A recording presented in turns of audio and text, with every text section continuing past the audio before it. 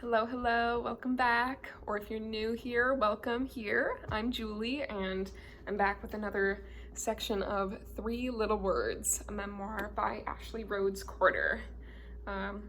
So yeah, if you're joining us for the first time, go back and catch up with the previous videos. But yeah, I'm excited to be back recording another one of these sections here. I am enjoying this one, and oh my gosh, it is so hot here in New York City, so I'm like fanning myself with my book here. But yeah, excited to dive right in. We are in the middle of chapter 4. And if you're enjoying these, hit the like button, subscribe so you don't miss the rest of the book, and so you can be caught up on my summer reads. I'm going to be doing a few different reads on there for the summer. All right, so we're on page 47, and it is a page break there if you're following along in a copy such as this one. All right, page 47. When we arrived in Florida, Luke and I went our separate ways. He ended up at another congested baby farm while I lucked out and got to be the only child in the home of Boris and Doreen Potts, an older couple who lived in a double-wide mobile home surrounded by a chain-link fence that seemed to buckle into itself like a slinky. The strawberries in the field next door smelled so ripe that I would press my nose through a diamond of wire to sniff the fragrant fruit. The Pottses had a revolving wash line in the backyard that I enjoyed spinning when it was empty. I often sat in the shade of their tangerine tree and played with my dolls. I had my own room, and I folded my Precious Moments sleeping bag at the end of my bed. Sometimes they would leave gifts on my sleeping bag, like a pair of jelly sandals with silver sparkles that I thought were the greatest shoes I ever had. Mrs. Potts barely talked to me, but I was always questioning him. Oh, Mr. Potts, excuse me. When he dumped ketchup on his eggs, I asked, "Why are you doing that?" "I like it that way." I wrinkled my nose. "That's disgusting." It isn't polite to comment on someone else's food," Mrs. Potts chided. Mostly, though, Mrs. Potts liked me because I entertained myself. "Could you turn the sprinkler on?" I asked on a blistering summer day. "It's going to rain," Mrs. Potts said, but then she relented because she knew it would keep me amused for a while. I put on my bathing suit and jumped around as it sprayed back and forth. A dark cloud hovered nearby, but I kept playing until I was forced to stop. I felt rain on my shoulders and looked up to see if I would be called inside. The sun still baked the yard near the driveway, but it was pouring near the house. I skipped between the wet and the dry sides of the yard a few times, calling for Mrs. Potts. "Come and see the miracle!" She said, "If it rains when the sun is out, it means that the devil's beating his wife." This scared me, so I came inside. After dinner, I would sit on the porch swing and wait for the first star so I could make my eternal wish, to be with my mother. My yearning was like an insect bite. If I left it alone, I would stop noticing it, but if I focused on it, it would drive me crazy. I had sucked on my fingers as a baby, so when something bothered me, they still fluttered into my mouth. The more anxious I was, the more intensely I gnawed on my fingernails, sometimes making my fingers bleed. Then I could concentrate on that rather than the feelings inside. I could not help worrying about Luke. He lived only about 20 minutes away, but we rarely saw each other.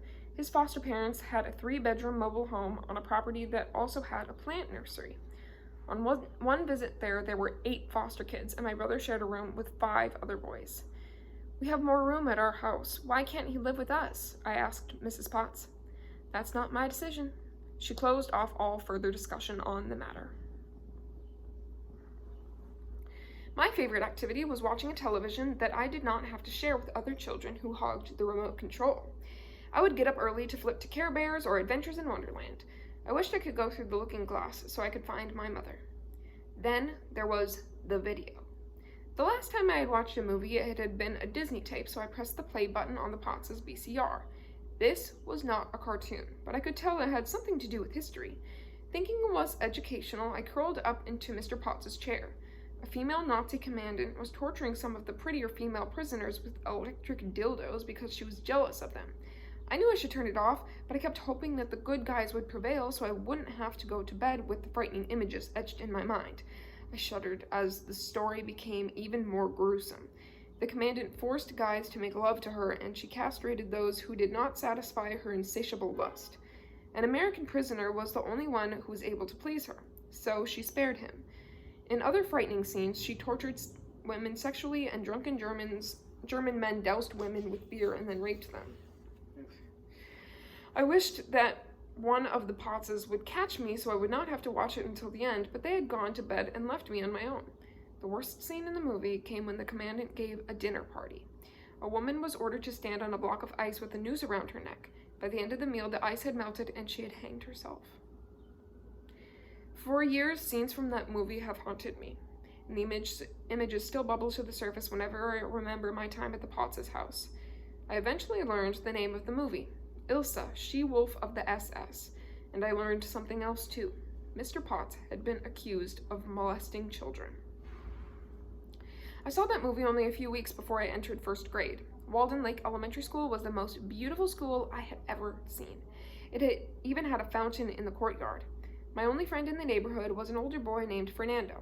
He promised he would not let anyone harass me on the school bus, which I appreciated until he showed me a knife he had hidden in his backpack. I was afraid we would both get in trouble. I liked some of the girls in my class, but without any preparation, I was moved from the Potts' foster home to live with Irma and Clifford Hagen in October. I already knew Mrs. Hagen because she was Mr. and Mrs. Potts' daughter, but I begged to stay where I was because I didn't want to leave my new school friends. "You'll be happier living with other girls," Mrs. Potts insisted. "Can't I go to Luke's house? They don't have enough beds for the ones they have." I knew it was hopeless to ask about my mother or Adele. I flung my arms around Mrs. Potts' waist and looked up pleadingly. "Please, can't I just stay?" "They won't let you," she sputtered angrily. Something had happened, but I would not find out until much later why they took me away. According to my tally, Mrs. Hagen was my 8th so-called mother in 3.5 years. To cope, I pretended I was destined for a different life, just like Cinderella, Sleeping Beauty, the Little Princess, and, of course, Alice.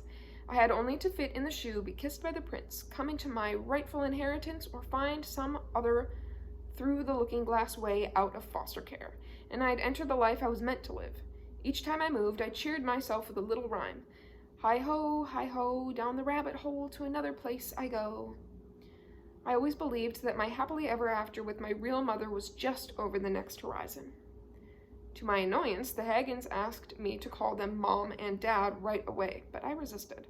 Adele had drilled into me the correctness of addressing my elders as Sir and Ma'am, so I could pretty easily say Ma'am, which sounded close enough to Mom, and sounded respectful enough to satisfy Mrs. Hagen. Plus, the Hagens were suckers for my stare into space. As long as I pretended to listen and said I was sorry for any infractions, I got off without much punishment. The important thing I had learned by now was not to get on a foster parent's bad side, because certain incidents trailed you like dog poop on your shoes. The Hagens lived in the nicest home I had been in so far. There were 4 bedrooms, 2 baths, and a breezy family room. In the back, there was an in-ground pool and a combination basketball and tennis court. Even though there were 9 people in the house, it did not seem crowded. The Hagen's daughter, who was around 17, had her own bedroom, while the 6 foster girls, the 5 others ranged in age from 10 to 14, shared 2 bedrooms. I unfolded my precious moment sleeping bag, arranged Katie and Lily on the shelf, put my jelly sandals in the closet, and tested my new bed, which smelled mustier than the sunshine-dried sheets that had flapped on Mrs. Potts' line. I did like having others to play with, and enjoyed girly activities like having my nails polished or my hair done and dressing up like a princess. My imaginary prince's name was Jonathan Rodriguez. He looked like a grown Fernando, and he wore a blue uniform trimmed with gold braid. Someday he would whisk me to his kingdom, where I would be safe forever. My new school, Seffner Elementary, was overcrowded. My teacher's name was Mrs. Port, or Ms. Port, which I thought was a funny coincidence, since her classroom was in a portable trailer. The day I started there, Miss Hagen dropped me off and said, "You will have to find your own way from now on, so remember where your classroom is." "I will," I said in my most chipper voice. When I looked back, she had disappeared. Other children were hugging their parents goodbye, but I was alone. My fingers flew into my mouth, and I bit off my thumbnail as I forced myself up the first metal step, then the next. "You must be Ashley Rhodes," Miss Port greeted me with a wide smile, as a way to welcome me to the classroom, she asked the students to make new name tags for our desks. "You can write your name any way you want," she told me. I drew my name in bubble letters. When we finished, we each stood to show off our artwork and say our names. When the other students saw my creation, they clapped. I loved school, but I was envious of the children whose parents walked them to the classroom door in the morning and were waiting outside when the bell rang each afternoon. Like the older girls in the foster home, I rode my bike to school. Pedaling uphill on Kingsway Road during the morning rush hour could be scary because so many cars were passing me, but the downhill ride was exhilarating. On class picture day, I chose my fanciest dress with a hoop skirt. When I got on my bike, I sat on the wire to keep the skirt from tangling in the greasy chain. But then the front popped up and I could not see over the top.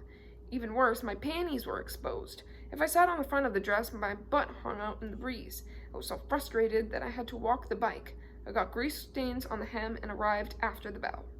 When I walked in the classroom, Mrs. Port saw that I had been crying, so she did not fuss at my tardiness. "Are you okay?" "My bike."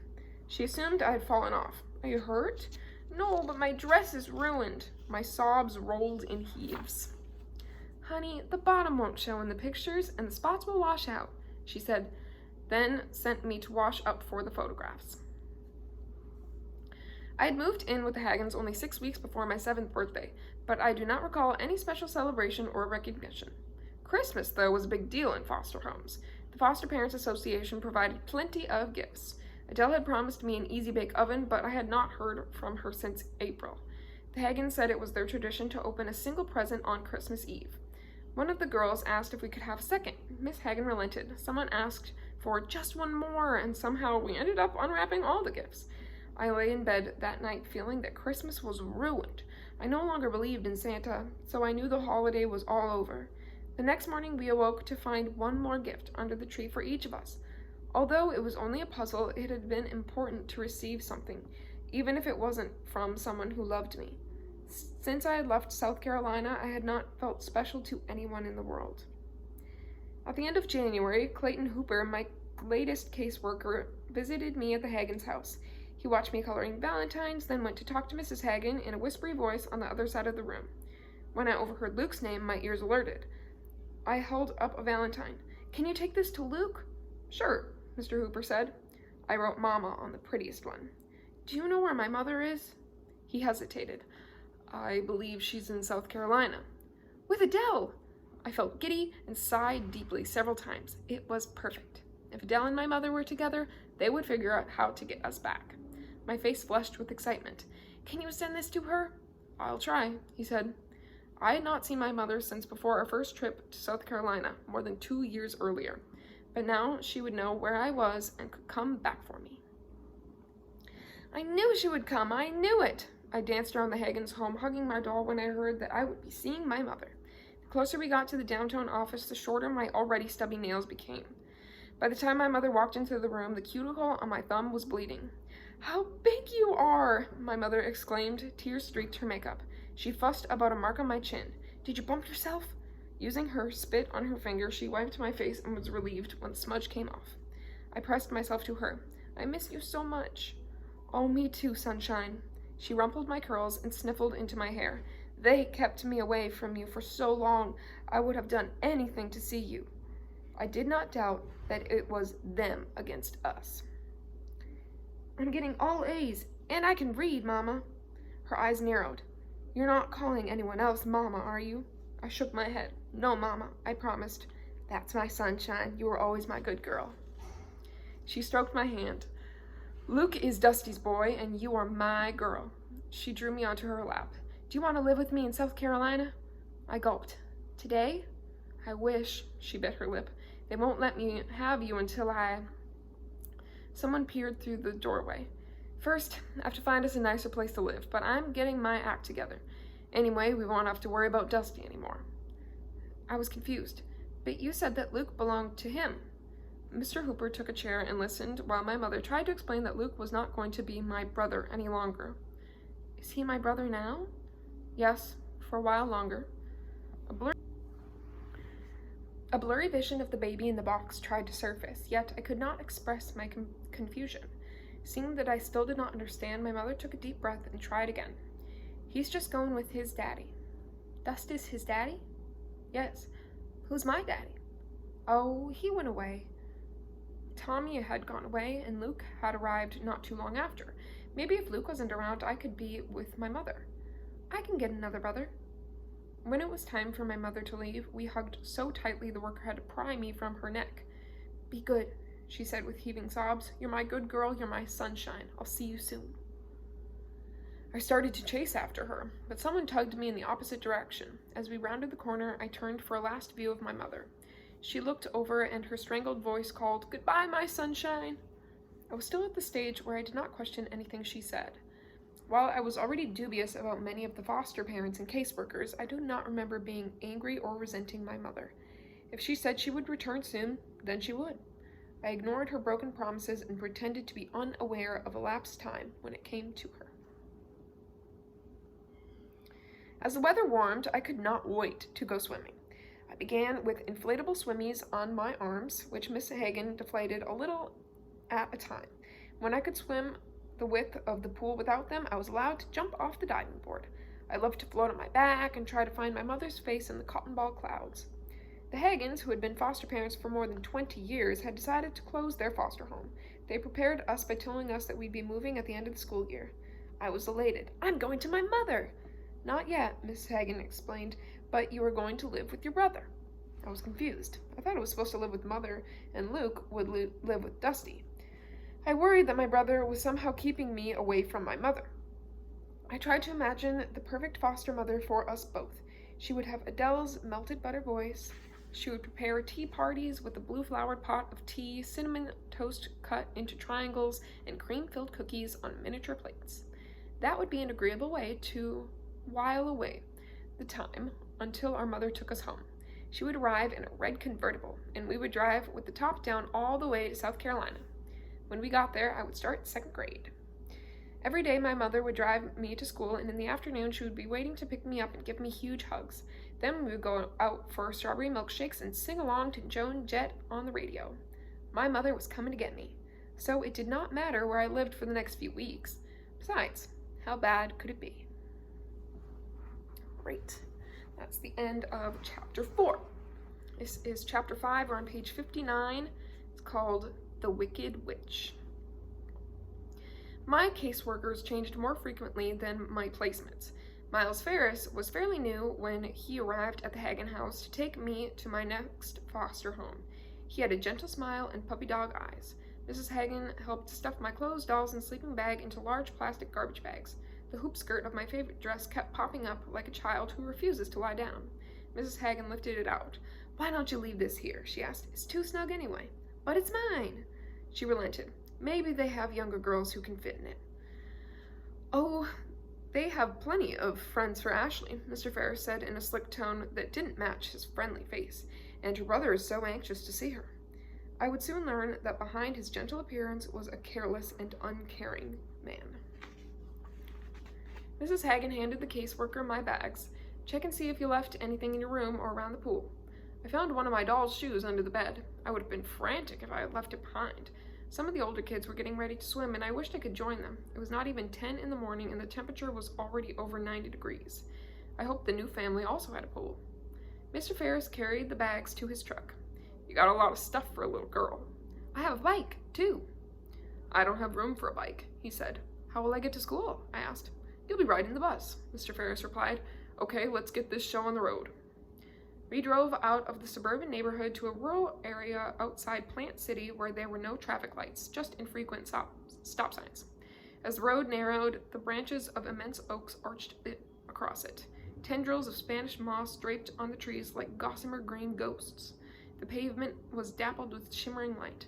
I imagined I was entering a fairy tale kingdom inhabited by tree spirits. The car slowed in front of a rusty metal fence. A rickety gate drooped inward. Mr. Ferris turned down a rutted dirt road, made even bumpier by the roots that crisscrossed it like the veins on an old man's hands. We pulled up to a trailer that was even more decrepit than my portable classroom at Seffner Elementary.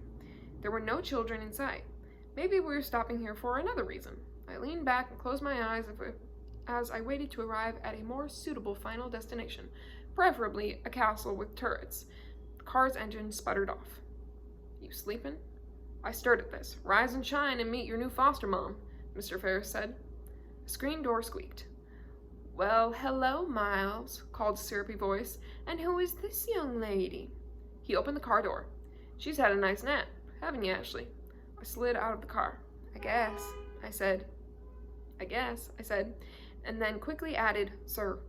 He nodded at the woman. This is Ashley Rhodes. She is one of the best behaved children we have, and one of the smartest. She gets straight A's. The woman seemed doubtful. Isn't that nice? She said between clenched teeth. Most of my kids have to attend summer school, but I guess you'll have the whole summer to play, Miss Smarty. She looked me up and down. I sensed she was trying to calculate whether good grades made me low maintenance or more trouble. By now I knew that foster parents were paid for taking care of me, and that they could trade troublesome kids with a single call to their worker. Mr. Ferris started unloading my garbage bags.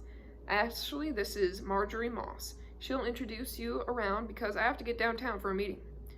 Oh, don't worry about us, Miles. We'll be just fine. Won't we, Ashley?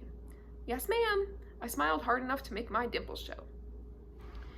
Isn't she a breath of sunshine? Mrs. Moss beamed at Miles. The minute she said sunshine, my stomach flipped, and that morning's breakfast rose in my throat. And who can resist those red curls? She reached over to muss them. I squirmed away, so she only got a quick feel.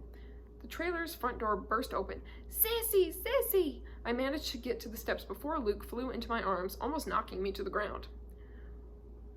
Luke, called Mrs. Moss, you were told to stay in your room. It's Sissy! He leaped up and locked his legs around my waist. Young man, get back to your room this minute. I'll take him, ma'am, I offered. Her spine relaxed. Luke, you can have a timeout while we get you settled. I steered my brother up the stairs. Show me your room, Luke. Girls aren't allowed in the boys' room, he replied. I won't go inside, I said, because Mrs. Moss was following 10 steps behind. I want to be with you, he wailed. I'm going to be living here now, so we can play later. I need to unpack. You staying for real? Yes, for real, I promise. When we got to the boys' bedroom, his bottom lip began to quiver. He looked up at Mrs. Moss to see if he would get a reprieve. Luke, she began to count. 1, 2. He bolted in the room so fast that I wondered what would happen if she got to 3. Mrs. Moss showed me the girls' bedroom, which had 2 sets of bunk beds, a crib, and a cot. It smelled like diapers. I gagged. What's wrong? Her voice was harsher than when the caseworker had been there.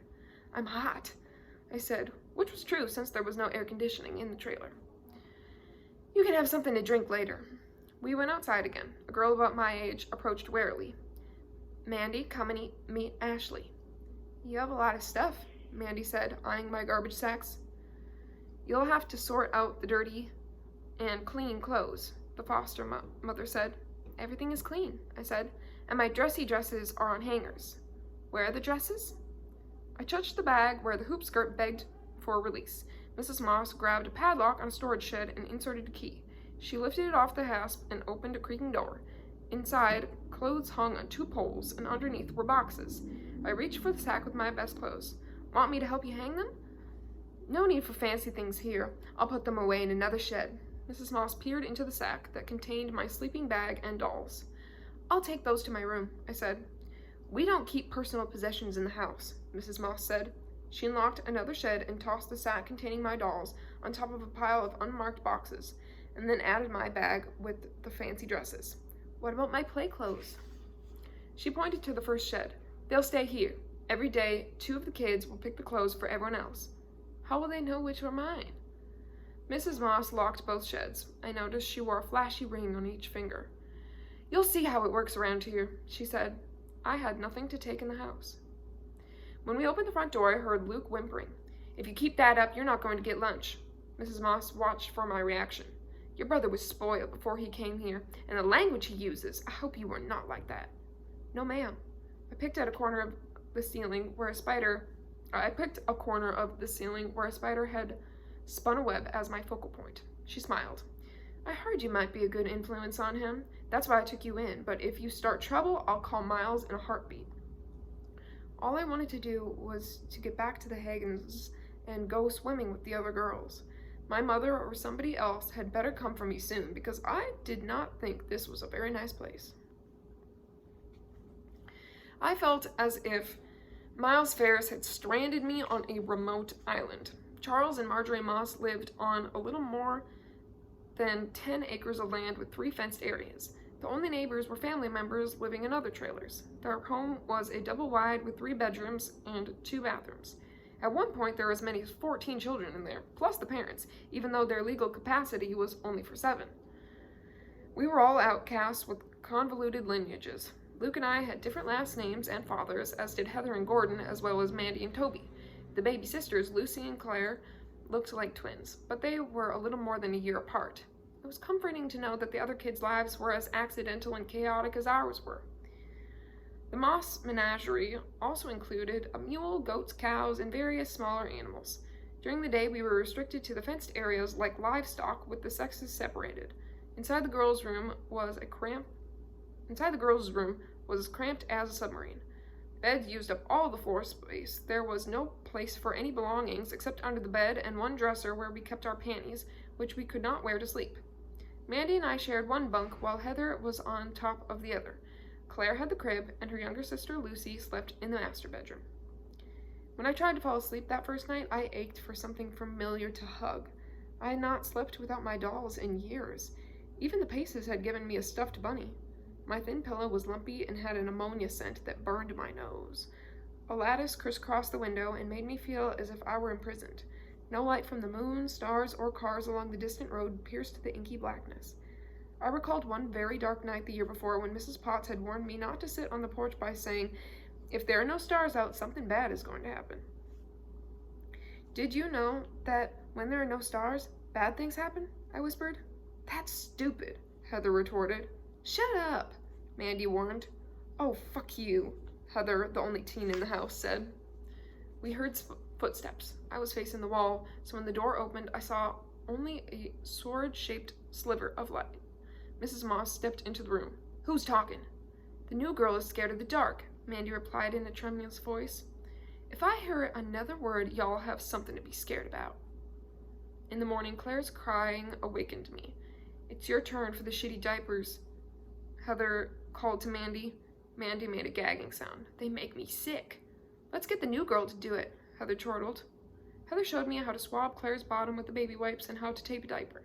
Mandy carried the baby into the kitchen, lifted her into her high chair, and put some dry cereal on the tray. Heather made toast in batches and handed me one of the first pieces, which I gobbled dry. Then I reached for a second slice. "You can't eat in the house." Mandy shooed me outside. "When's breakfast?" I asked. "You ate it," Heather answered. "Can I have some milk?" "Only the babies get milk." "I'm thirsty," I whined. She pointed to the garden hose. "That's what we use." An hour later, I went back to the house. I could hear the television through the locked door. I knocked. Mrs. Moss glared down at me. "This is outside time." Mrs. Moss expected us to remain outdoors for most of the day. Tall oaks shaded much of the Moss's property, but when the temperature and humidity were both high, we were miserable. Although the house was not much cooler, there were at least fans in there. Mrs. Moss parked the babies in front of the TV during the hottest parts of the afternoon. Many of the older children were in summer school until around noon, making the mornings especially boring. For some unexplained reason, the girls and the boys could not share the same play area. The boys' side had a wooden swing set, but the girls' side had only a table and chairs. We could play with some old dolls and broken toys, although we mostly made up our own games and caught dragonflies. If I grabbed one's wings, I could get its jaws to clamp on my fingers.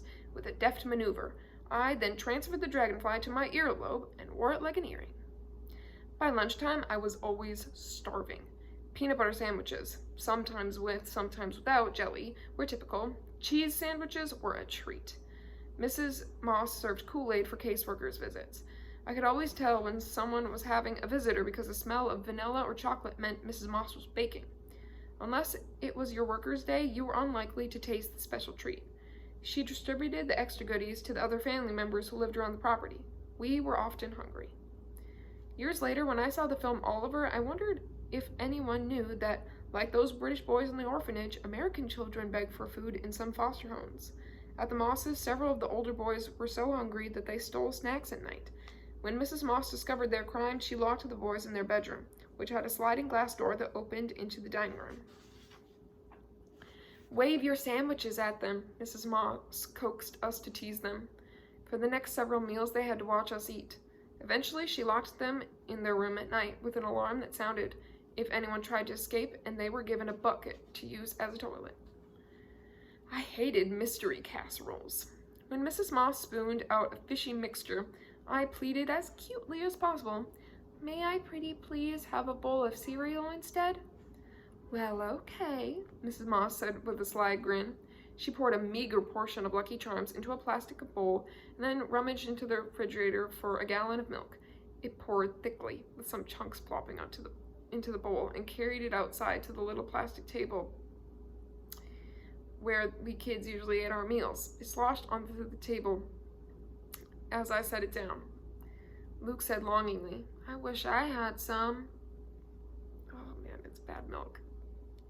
Cringe. Like, ugh, gross.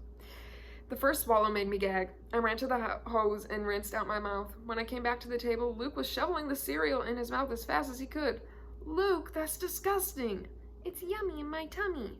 Nausea overwhelmed me. I rushed toward the house as usual. The door was bolted. I banged on it. Mr. Moss came to the door holding his napkin. "Gotta go," I blurted as I rushed toward the bathroom. My stomach lurched. A flume of vomit arched across the floor. "You've ruined the carpet!" Mrs. Moss screeched. She gripped my hair and pushed my face into my puke.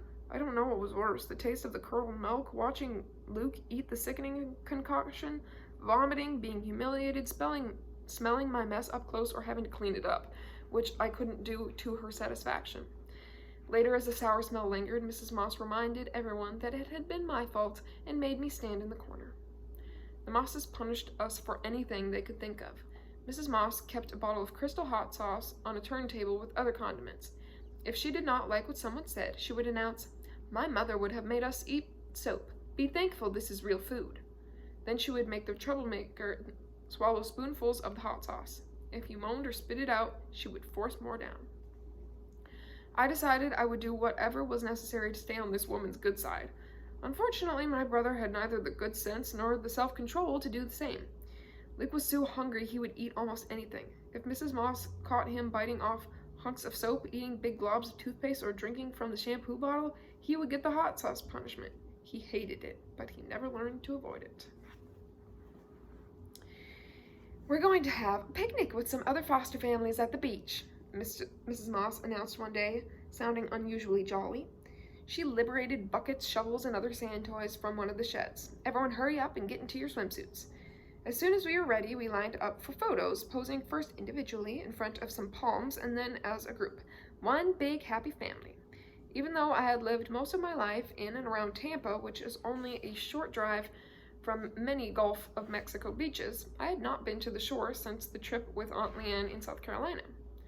At the beach, Mrs. Moss gave Toby and Mitchell, another one of the foster boys, an inflatable shark. Almost immediately, Mitchell pulled it out from under Toby and a fight ensued. Mrs. Moss made the boys sit on their towels. I had a turn with the shark, but when everyone quarreled over who was next, Mrs. Moss stowed it away. Mandy and I headed for the wet sand closer to the water. I began filling a bucket and packing it, then turning it over to make towers of a sandcastle. I showed her how to make a thin stream of sand to make squiggles and decorate the turrets. Just as I was scooping out the moat, Luke rushed past, kicking clouds of sand in his wake. I knew him well enough to anticipate what he was going to do. "Don't you dare!" I shouted. With one long jump, my brother flattened our castle. A swell of anger rose from a black, dark space inside me. Luke was the problem all along.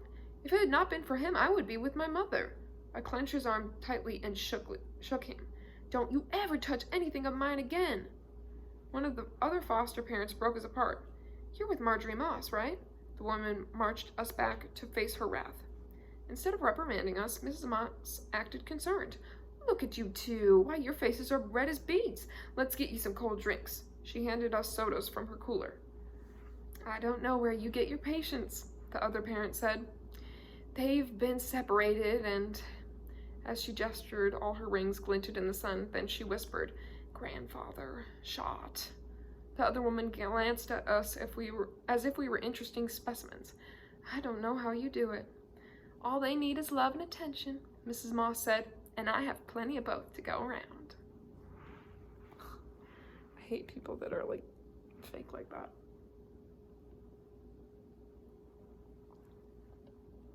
Alright, we're in the middle of page 71. My mother's face followed me like a shadow. I mentally cataloged all the injustices in the Moss household, the vomiting episode, going hungry, the hot sauce treatments, so I could inform her on my next visit. At the end of June, Mrs. Moss handed Luke and me 2 of our best outfits from the shed and told us that we were going downtown. I suspected we would see our mother, but we weren't being told in case she did not show. As we entered Miles Ferris's office, Mrs. Moss promised, "If you're good, we'll get ice cream afterward." During the meeting, Luke kept kicking a desk, but I mouthed, "Ice cream." "Can you bring them for a visit on July 5th? Mr. Ferris asked, "or do you need someone to transport?" "It's no trouble for me," Mrs. Moss said deferentially. "And don't you think it would be wise if I stayed with them?" "That would be helpful," the caseworker replied. "How are they adjusting?"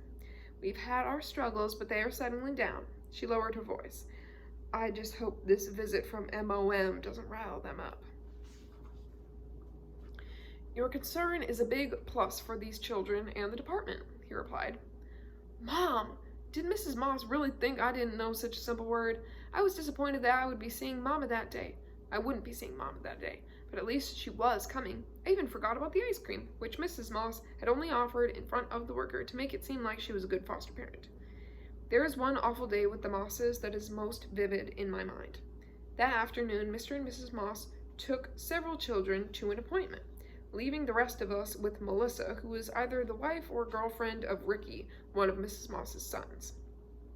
They lived in one of the trailers on the property. Melissa made us sandwiches. After lunch, Mandy and I played one of my favorite games, Tea Party Princess, on the patio. "Would you care for an icing cake?"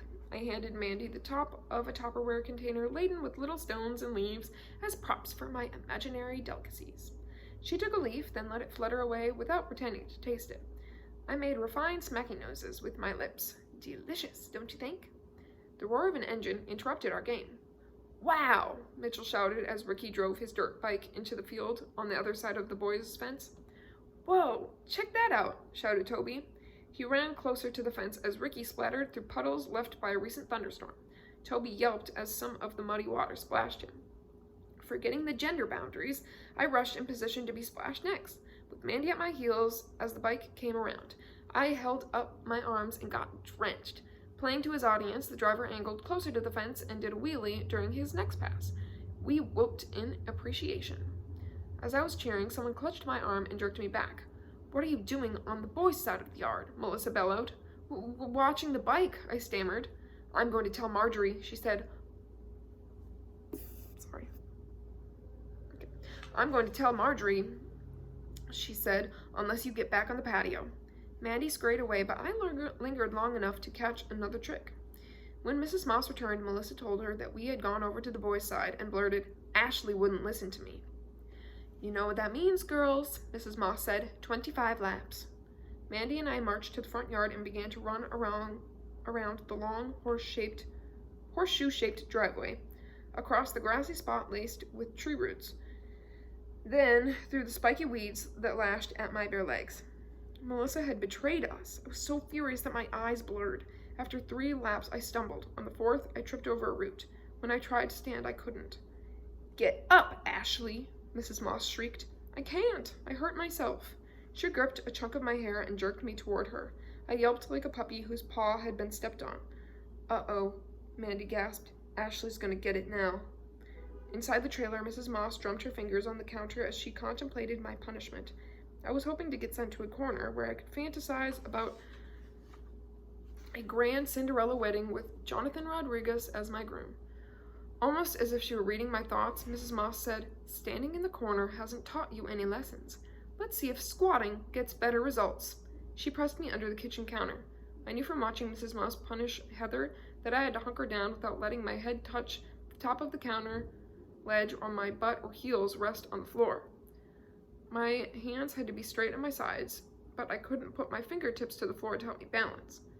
20 minutes, she announced. My left foot throbbed from the fall, so I leaned my weight on the right. Concentrating on a splash of light on the floor, I bit the inside of my cheek. I had a strong will and tough leg muscles, but in less than 5 minutes I needed my fingertips to steady myself. "I saw that!" Mrs. Moss crowed. She pulled a slotted spoon from a crockery pot on the counter and began pummeling my butt. I tried to escape her by crawling farther under the shelf and trying to reassume the position. I bit down even harder on my cheek and felt a rusty taste in my mouth. She kicked me several times to get me out from under the counter and then struck me even harder. Blood dribbled down my chin. "Please stop," I pleaded. She glanced to where Mr. Moss was watching television. "Go to your room. I don't want to see you till tomorrow." Oh wait, that's not him. "Go to your room. I don't want to see you until tomorrow," she hissed. I lay in my bunk and moaned. My mouth was bleeding, my ankle throbbed, my legs were scraped from falling on the roots, and my bottom burned. That night, when I was getting ready to take my bath, I noticed the spoon had made a curious imprint. My skin was red where the spoon had smacked flesh, white where there had been holes. Only a few more days, I reminded myself. My mother was coming soon to take me home with her, and everything would be all right. All right, I think I'm going to stop there. We're in the middle of chapter 5 on page 75. All right. See you next time. Bye.